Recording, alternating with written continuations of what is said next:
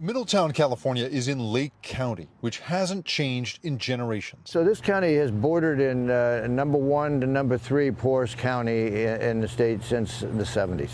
Now, developers have approval to build on a 16,000-acre site here and bring hundreds of new high-end homes and a luxury resort to the region. It's going to provide a lot of amenities for the second home or full-time homeowner. And the project, called Gwinnett, could bring enormous revenue to a county with a median household income of roughly $47,000. It's estimated in 2029 that there's about $20 million just in property taxes.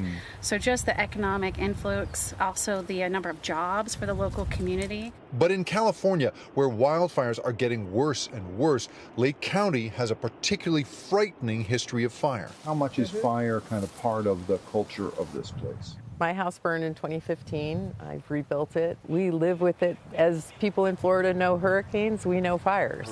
Now, an environmental nonprofit is suing to stop the project. What we have here is a project approved by the Lake County Board of Supervisors that would locate 8,000 people in the middle of a tinderbox. In a statement, County Supervisor Moke Simon told NBC News that, as approved, this project will enhance fire safety. How do you build responsibly in a place that could very well burn again in short order?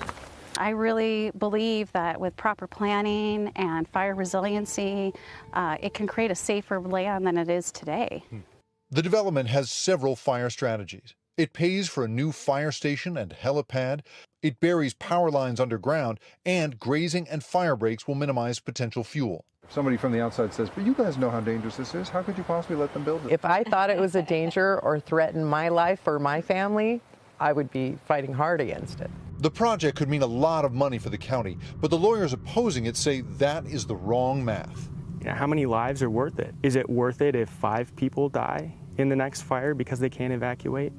What about 15? What I do know is that you can't perform any type of comparison if the true risks of the project aren't disclosed to the public, and that's absolutely the case here.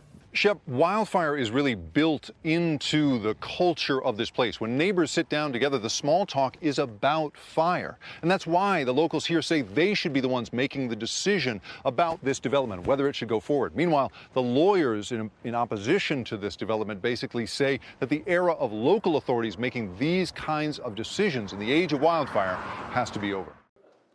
Shepard Smith here. Thanks for watching CNBC on YouTube.